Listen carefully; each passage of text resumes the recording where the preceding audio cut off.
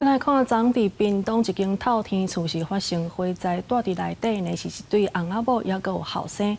落尾这妇人人是有成功走出来，也毋过伊的翁婿煞烧死伫咧内面，后生嘛是规身躯54%的烧烫伤。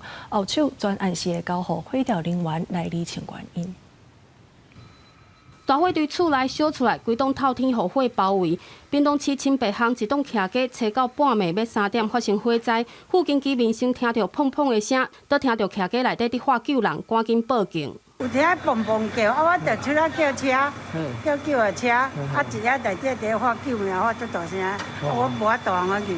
消防局接到通报到现场的时阵，徛家1楼已经全部烧起来，消防人员赶紧有水线拍火。根据了解，徛家内底住一对年岁真大的翁仔某，甲因的后生老太太发现火灾，赶紧先走出来。起来，阮火火就到阮楼的陪仔去啊。嘿，啥甲你救出来？三我家己行出来。烧烫伤。